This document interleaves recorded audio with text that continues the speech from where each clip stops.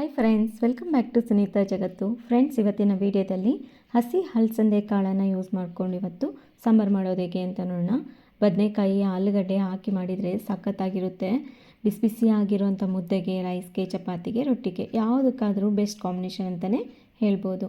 ಹಾಗಿದ್ರೆ ಬನ್ನಿ, ಮಾಡೋದಂತೂ ತುಂಬಾ ಸಿಂಪಲ್ಲು.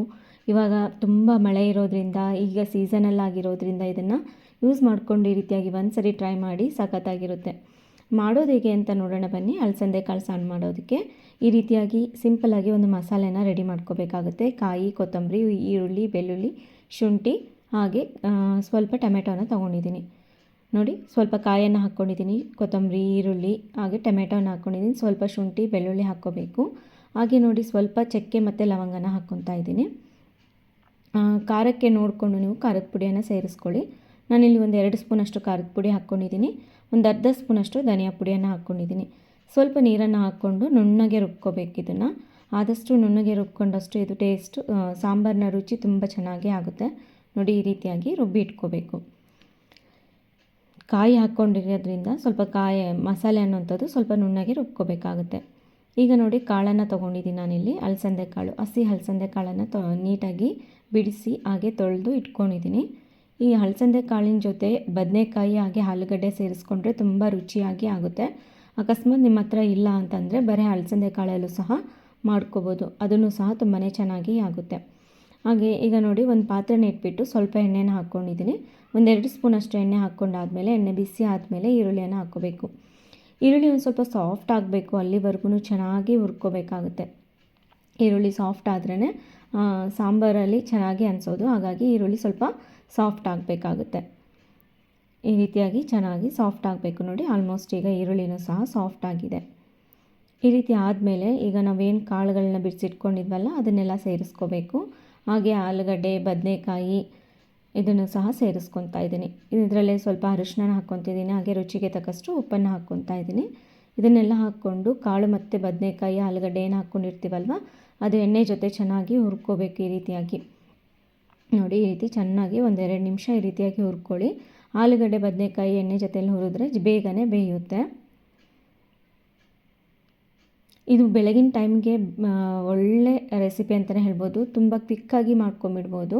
ಇದನ್ನು ಚಪಾತಿ ಅಥವಾ ರೊಟ್ಟಿ ಜೊತೆ ಯಾವುದ್ರ ಜೊತೆ ಬೇಕಾದರೂ ಸರ್ವ್ ಮಾಡ್ಕೋಬೋದು. ಹಾಗೆ ನೋಡಿ, ಸ್ವಲ್ಪ ನೀರನ್ನು ಹಾಕ್ಕೊಂಡು ಈಗ ಕ್ಯಾಪನ್ನು ಕ್ಲೋಸ್ ಮಾಡಿಕೊಂಡು 1-2 ನಿಮಿಷ ಬೇಯಲಿಕ್ಕೆ ಇಟ್ಟಿದ್ದೀನಿ.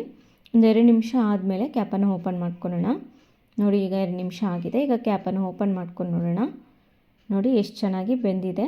ಕಾಳು ಮತ್ತು ಆಲೂಗಡ್ಡೆ, ಬದನೆಕಾಯಿ ಎಲ್ಲದೂ ಸಹ ಚೆನ್ನಾಗಿ ಬೆಂದಿರುತ್ತೆ. ಇಷ್ಟೇ, ತುಂಬ ಸಿಂಪಲ್ಲಾಗಿ ಬೇಯಿಸ್ಕೊಂಬಿಡಬೇಕು ಸ್ಟಾರ್ಟಿಂಗಲ್ಲೇ. ಈಗ ಚೆನ್ನಾಗಿ ಬೆಂದಿದೆ. ಈಗ ಒಂದ್ಸರಿ ನೀಟಾಗಿ ಮಿಕ್ಸ್ ಮಾಡಿಕೊಂಡು ಈಗ ಮಸಾಲೆ ಏನು ರುಬ್ಬಿಟ್ಕೊಂಡಿರ್ತೀವಲ್ಲ ಅದನ್ನೆಲ್ಲ ಹಾಕ್ಕೋಬೇಕು. ಹಾಗೆ ಸ್ವಲ್ಪ ನೀರನ್ನು ಸೇರಿಸ್ಕೊತಾ ಇದ್ದೀನಿ. ನಿಮ್ಮ ಸಾಂಬಾರಿಗೆ ಎಷ್ಟು ಬೇಕೋ ನೋಡಿಕೊಂಡು ಅಷ್ಟಕ್ಕೆ ನೀವು ನೀರನ್ನು ಸೇರಿಸ್ಕೋಬೇಕಾಗುತ್ತೆ. ನೋಡಿ, ಒಂದು ಸ್ವಲ್ಪ ನಾನಿಲ್ಲಿ ಮೀಡಿಯಮ್ ಆಗಿ ಮಾಡ್ಕೊತಿದ್ದೀನಿ. ತುಂಬ ನೀರು ಥರನೂ ಮಾಡೋದಿಲ್ಲ, ಹಾಗೆ ತುಂಬ ಗಟ್ಟಿನೂ ಮಾಡ್ಕೊಳೋದಿಲ್ಲ. ಹಾಗಾಗಿ ಸ್ವಲ್ಪ ನೀರನ್ನು ಸೇರಿಸ್ಕೊಂಡಿದ್ದೀನಿ. ನಿಮಗೆ ಸ್ವಲ್ಪ ನೀರು ಥರ ಬೇಕು ಅನ್ನೋದಾದರೆ ಸ್ವಲ್ಪ ಜಾಸ್ತಿನೇ ನೀರನ್ನು ಸೇರಿಸ್ಕೋಬೋದು. ಇದನ್ನು ಸ್ವಲ್ಪ ಬೆಂದ ಮೇಲೆ ಲೈಟಾಗಿ ಗಟ್ಟಿ ಆಗುತ್ತೆ. ಒಂದು 5 ನಿಮಿಷ ಇದನ್ನು ಬೇಯಲಿಕ್ಕೆ ಇಡೋಣ ಮೀಡಿಯಮ್ ಫ್ಲೇಮಲ್ಲಿ. ಈಗ ನೋಡಿ, ಒಂದು 5 ನಿಮಿಷ ಆಗಿದೆ, ಚೆನ್ನಾಗಿ ಬೇಯ್ತಾ ಇದೆ. ಈ ರೀತಿಯಾಗಿ ಬಂದರೆ ಆಲ್ಮೋಸ್ಟ್ ಅಲಸಂದೆ ಕಾಳು ಸಾಂಬಾರು ರೆಡಿ ಆದಾಗೆ. ನೋಡಿ, ಎಷ್ಟು ಚೆನ್ನಾಗಿ ಬೆಂದಿದೆ. ಒಂದೊಳ್ಳೆ ಘಮ ಬರ್ತಾ ಇದೆ. ಆಲೂಗಡ್ಡೆ, ಬದನೆಕಾಯಿ ಹಾಕಿರೋದ್ರಿಂದ ಒಂದೊಳ್ಳೆ ಕಾಂಬಿನೇಷನ್ ಅಂತಲೇ ಹೇಳ್ಬೋದು. ಸಖತ್ತಾಗಿರುತ್ತೆ ಮಾತ್ರ. ಮುದ್ದೆಗೆ, ಬಿಸಿ ಬಿಸಿ ಆಗಿರೋಂಥ ರಾಗಿ ಮುದ್ದೆಗೆ ಒಂದ್ಸರಿ ಈ ರೀತಿಯಾಗಿ ಮಾಡ್ಕೊಂಡು ನೋಡಿ. ಪದೇ ಪದೇ ಈ ರೀತಿಯಾಗಿ ಮಾಡ್ಕೊತೀರ. ನಮ್ಮ ಮನೆಯಲ್ಲಿ ಈ ರೀತಿಯಾಗಿ ಮಾಡ್ತೀವಿ ಅಲಸಂದೆ ಕಾಳಿನ ಸಾರು ಸಾಮಾನ್ಯವಾಗಿ.